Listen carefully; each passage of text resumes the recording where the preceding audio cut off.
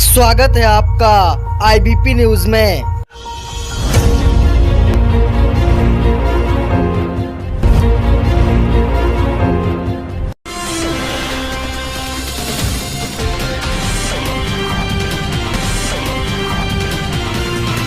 नमस्कार दर्शकों, स्वागत है आपका आईबीपी न्यूज में और मैं हूं आपके साथ मुनीश कुमार मल्होत्रा। आज मैं मौजूद हूं सीतापुर में और सीतापुर की एक जानी मानी हस्ती जो राजनीतिक करियर में उन्होंने अपना शुरुआत किया था और राजनीतिक के करियर में सीतापुर में एक बहुत बड़ी अपनी पहचान बना ली है, वो मेरे साथ मौजूद हैं। मैं उनसे आज बात करूंगा अपने कई मुद्दों को लेकर के, जैसे कि लोगों के मुद्दे हैं, चुनाव को लेकर के मुद्दे हैं, या मोदी जी के 400 पार वाले को लेकर के हैं, या यूँ कहें तो जो अन्य पार्टी हैं भाजपा सरकार पर जो भी आरोप या निशाना साध रहे हैं कि ये इस बार इलेक्शन सरकार बनती तो चुनाव खत्म कर देंगे और संविधान खत्म कर देंगे।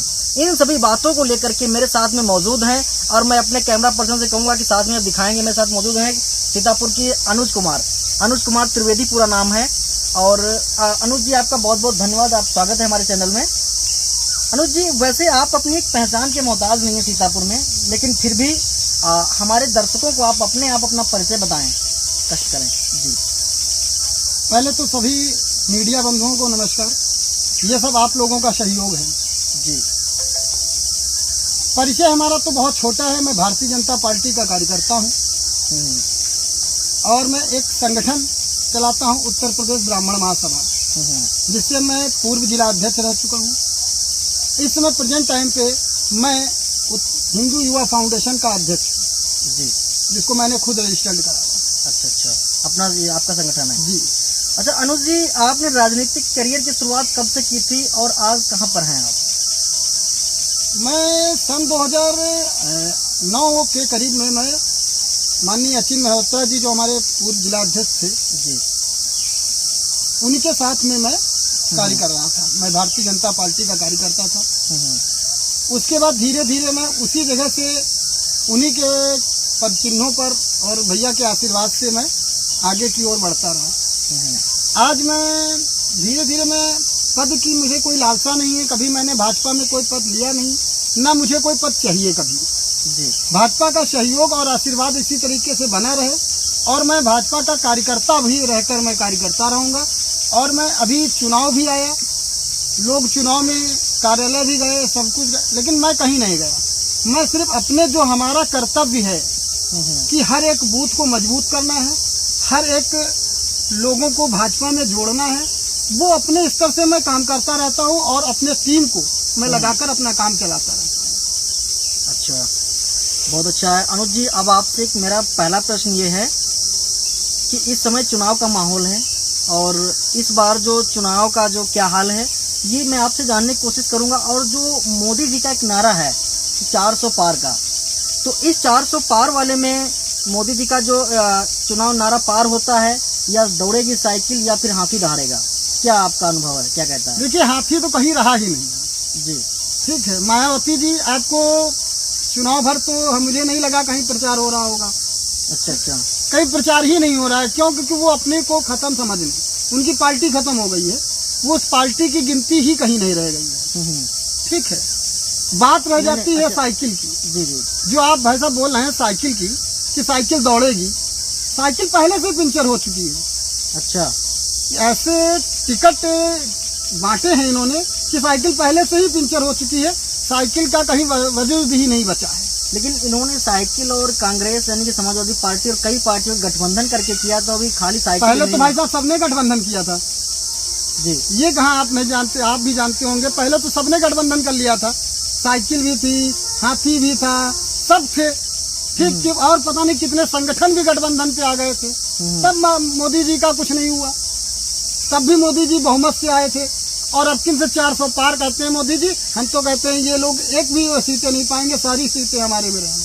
543 सीटें हैं। तो 500 बताया, तो ये एक भी सीटें नहीं पाएंगे, वो सारी मेरे में रहेंगी। जो 400 पार का नारा है, वो उम्मीद है कि इस बार जो है 400 पार हो जाएगा। आपको उम्मीद है कि पूरा हो जाएगा? बिल्कुल 101% हो जाएगा 400 पार। जैसे अभी आपने कहा कि हाथी नहीं बचा है, तो 4 बार मुख्यमंत्री रह चुकी हैं, लेकिन पार्टी है, पार्टी तो चल रही है। पार्टी है, नाम की पार्टियां तो रहेंगी जी। ठीक है, अब भाई हमारे वहाँ विधायक जी हैं, आप भी जानते होंगे राधेश्याम जायसवाल जी, हम्म, वो आज विधायक नहीं है, फिर भी उनको लोग जानते तो हैं, वो बिल्कुल। हैं। जी बिल्कुल। ठीक, तो इसी तरीके से विधायक तो आदमी रहेगा, वो पूर्व का हो चाहे वो मौजूदा का हो। इसी तरीके से पार्टियां तो रहेंगी, लेकिन पार्टियां सीटें एक भी नहीं ला पाएंगी, क्योंकि उनका काम करने का तरीका गलत है। आज तक उन्होंने किया क्या है?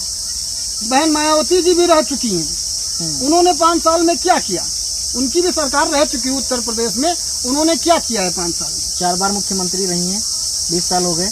हमने अपने उसमें बताया कि उसमें हमारे सामने अभी जो उनका बीता था कार्यकाल, जी। वो 5 साल का बीता था। ठीक, उससे पहले जो रही उसकी बात नहीं कर रहे हैं हम, इस बार की बात कर रहे हैं जो अभी रह चुकी थी, उसमें उन्होंने क्या किया। और अभी जब निकला था अखिलेश का भी दौर भी निकला, उन्होंने अपने ईयर में क्या किया? कुछ नहीं किया। ठीक, सिर्फ लोगों को बहकाने और बलगलाने का काम किया है। जी। भाजपा की अगर आपको हम नीतियां गिनाने लगे, करता काम गिनाने लगे, तो हमको लग रहा है शाम तक आप जो है रिकॉर्डिंग ही करेंगे और चलाते हुए थक जाएंगे, क्योंकि इतने उसने काम किए हैं। अनुज जी, जैसे कि अभी आपने बताया कि बहुत सारे काम किए हैं, आप भाजपा के कार्यकर्ता हैं, तो मैं ये चाहूंगा हमारे दर्शकों को आप कहीं 3 काम को बताएं जिन्होंने भाजपा ने अच्छे काम किए हों। पहली चीज देखिए, मैं आपको बता दूं, ऐसा कोई एक आदमी नहीं होगा जो भाजपा के सरकारों के योजनाओं का लाभ न लिया हो। जैसे कौन कौन सी योजनाएं होंगी? ठीक, जैसे कोई नहीं, मैं एक बात बता रहा हूँ मिसाल की, ऐसा कोई सदस्य, ऐसा कोई घर नहीं बचा होगा जहां पर किसी ने योजना का लाभ ना लिया हो। नंबर 1, सबसे बड़ा जो स्वच्छता पे मोदी जी का था, शौचालय देने का काम किया है। जी। ठीक, हर गांव में हर घर में शौचालय पहुंचाने का कार्य किया है। अच्छा अनुज जी, शौचालय की बात कर लें तो 3 काम बोले तो भाई साहब 3 काम गिना दूं, एक ही काम हुआ है। अच्छा। उसके बाद दूसरा चीज है आवास। शहरी आवास योजना, ग्रामीण आवास योजना, आवास के तरह से उसने हर एक गरीब को भी जहाँ झोपड़ी बनी थी वहाँ पे आवास देने का कार्य माननीय प्रधानमंत्री जी ने किया है। उसके बाद तीसरे काम पे आ जाइए, किसानों को जो मुद्रा मिलती है, धनराशि दी जाती है, वो किसानों को भी दी जा रही है। ठीक है, सबसे बड़े काम यही 3 होते हैं। बाकी तो और भी काम बहुत सारे हैं, चला रही है गवर्नमेंट, अपने सारे काम कर रही है, और हर घर में उसकी योजना का लाभ पहुंच रहा है। राशन आज भी फ्री मिल रहा है, कोई राशन तो पहले से भी मिलता था। फ्री कहाँ मिल रहा था? फ्री नहीं मिल रहा था, मिल रहा था राशन। मिल रहा था ना, फ्री नहीं मिल रहा था। हमको बात लग रहा है तो- कि ये जब बात फ्री तो चल रहा अखिलेश है, ने आज भी- भी चल रहा है। अनुज जी, ये बात अखिलेश ने भी पिछले साल कही थी, हम सरकार बनती तो मैं 10 किलो राशन फ्री दूंगा, और इस बार भी कांग्रेस के नेताओं ने कहा है कि अगर मेरी सरकार बनती तो मैं 10 किलो राशन दूंगा 5 किलो की जगह पे। कांग्रेस ने और भी तो कुछ कहा था, अपने वादे से कभी खरी उतरी है? अखिलेश जी भी बहुत कुछ बोलते थे, क्या अभी तक खरे उतरे हैं?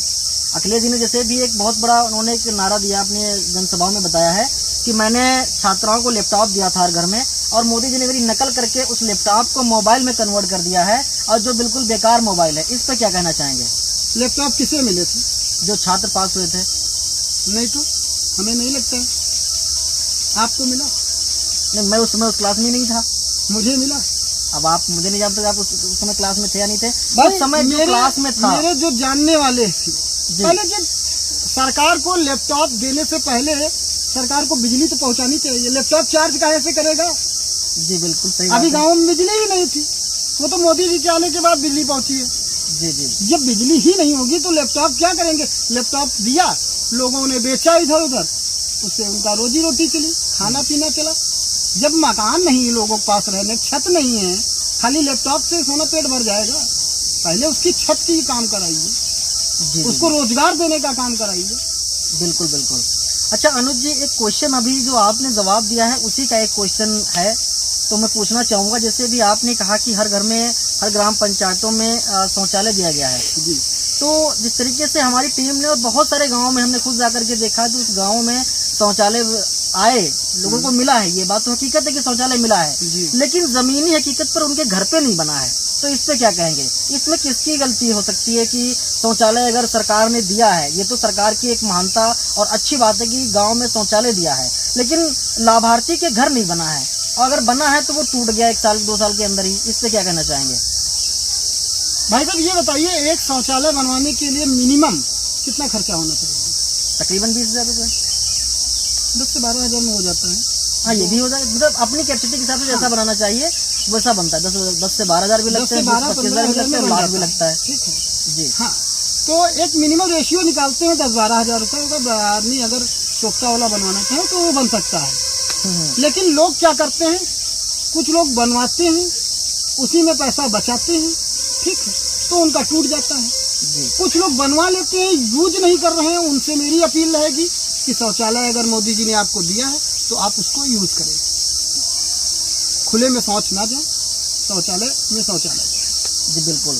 अच्छा अनुज जी, मेरा ये लास्ट और क्वेश्चन है कि अगर ये इस बार जैसा कि आप जानते हैं और अन्य पार्टियों ने भाजपा सरकार पर निशाना साधा है और अपनी जनसभाओं में एक बहुत बड़ा मुद्दा लेकर के उन्होंने खड़ा कर दिया है और उन्होंने बताया है कि इस बार अगर भाजपा की सरकार बनती है तो वो चुनाव का ये सिस्टम जो चुनाव है यही खत्म कर देंगे और संविधान जो डॉक्टर बाबा साहब ने लिखा था उसे खत्म कर देंगे। इस पे क्या कहना चाहेंगे, क्या बात सत्य है? देखिए, बोलने पे किसी की बच जाइए, ऐसे तो राहुल गांधी जी भी बहुत कुछ बोलते हैं, ठीक है। जी मोदी जी ये खत्म कर देंगे, मोदी जी वो खत्म कर देंगे, मोदी जी ने देश बेच दिया है, मोदी जी ने सीतापुर बेच दिया है, सब कह रहे हैं ना। देखिए, ये चुनावी है, हम और आप लड़ेंगे, हम आपकी बुराई करेंगे, आप मेरी करेंगे, नहीं, मैं नहीं स्वाभाविक करूंगा है। आपकी ना। नहीं, स्वाभाविक है, हर आदमी करता है। इसी तरीके से अगर पार्टियां चुनाव लड़ रही हैं, चुनावी मैदान में उनके पास कोई मुद्दे ही नहीं है तो बोलेंगे क्या? यही तो बोलेंगे कि मोदी जी ने देश बेच दिया, मोदी जी ने हेलीकॉप्टर बेच दिया। तो वो इसीलिए कह रहे हैं कि संविधान खत्म हो जाएगा, कल से संविधान नहीं रहेगा, मोदी जी आएंगे बेरोजगारी बढ़ जाएगी। ऐसा कुछ नहीं है, ये सब बरगराने की चालें हैं और जनता उन चीजों को समझ चुकी है और जनता इसी चुनाव में उसको दिखा देगी कि 400 पार करके और ये परचम भारतीय जनता पार्टी का परचम लहराएगी और सरकार फिर से भाजपा की बनेगी। इसीलिए ये सारी पार्टियां, हम पहले से आपको बता रहे हैं, ये एक भी सीटें नहीं पाएंगे, सारी सीटें मेरी आएंगी। लेकिन अभी थोड़ा रुक जाइए, देखते रहिए क्या होता है। आपकिन से 400 पार होगा, आगे चल के सीटें एक भी नहीं आएंगी। अच्छा, आप यकीनन के साथ कैसे कह सकते हैं कि 400 मेरी ही आएंगी, बस सारी सीटें मेरी आएंगी? हम सीटें देख के बात नहीं करते हैं, हम भाजपा पार्टी देख कर बात नहीं कर रहे हैं, क्योंकि मैं पार्टी का कोई कार्यकर्ता हूँ, लेकिन मैं पार्टी का कोई पदाधिकारी नहीं हूँ। मैं पार्टी को देख के बात नहीं कर रहा हूँ। जो काम करेगा वोट उसे मिलेगा, ये हमारा नारा है। जो चमकेगा वही बिकेगा। नहीं, चमकेगे का बात अलग है, चमकने वाले तो बहुत होते हैं, लेकिन जो काम करेगा जनता के बीच उसी को वोट मिलेगा, ये हमारा नारा है। और मोदी जी 18-18 घंटे काम करते हैं, योगी बाबा हमारे 18-18 घंटे काम करते हैं। लॉकडाउन में अभी आपने देखा होगा, कोरोना के समय पे योगी बाबा जी की शायद माता जी एक्सपायर हो गई थी, ठीक है। वो बेचारे वहां भी नहीं जा पाए थे अपने जनता के चक्कर में। आप जनता का काम ही देखते रह गए, ठीक, वहां नहीं जा पाए। इससे ज्यादा कुछ नहीं हो सकता है। मोदी जी और योगी जी बहुत मेहनत से कार्य कर रहे हैं। ये हम लोगों को एक मिसाल है कि जब तक रहेंगे तब तक इन्हीं को वोट मिलेंगे, क्योंकि भारतीय जनता पार्टी के सिवा कोई भी सरकार अभी नहीं है जो इस काम को हमारे जनता के बीच में, योजनाओं को हमारे बीच में पहुंचा सके। सबसे ज्यादा अगर योजना का लाभ मिल रहा है तो भारतीय जनता पार्टी में मिल रहा है।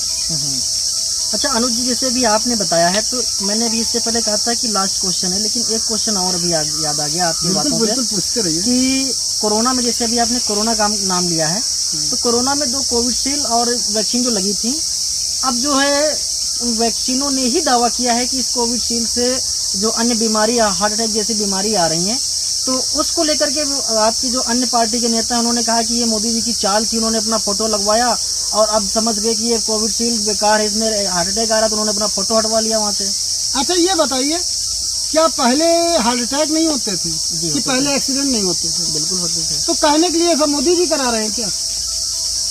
ये पहले भी हो रहे थे, आज भी हो रहे हैं। जी जी। जिसकी मौत जब लिखी है तब होगी।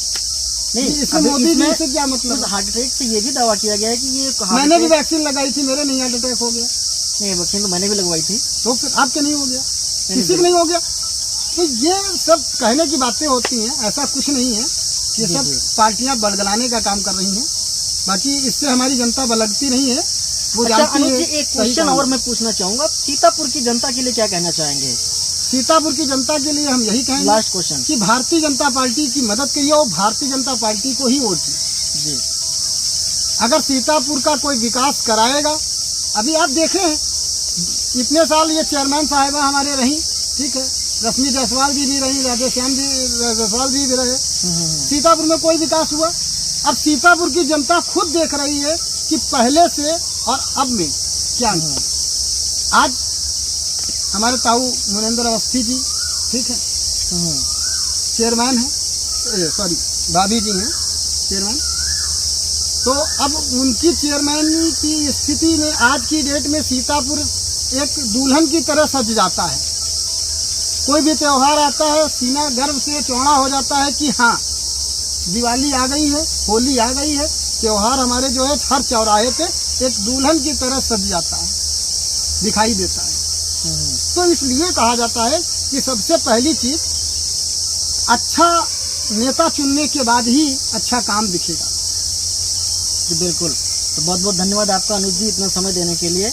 और अब मैं बताना चाहूँगा ये अनुज त्रिवेदी मेरे साथ थे, जिन्होंने अभी आने वाली जो मौजूदा सरकार थी भाजपा उसके बारे में, और इन्होंने दावा किया है कि 400 पार का ही जो नारा है वो पूरा करेंगे और आने वाले समय में भाजपा की सरकार बनेगी। तो इसके लिए आप देख रहे थे IBP न्यूज़, और आगे की ऐसी बड़ी खबरों को देखने के लिए हमारे चैनल को अवश्य सब्सक्राइब करें। धन्यवाद।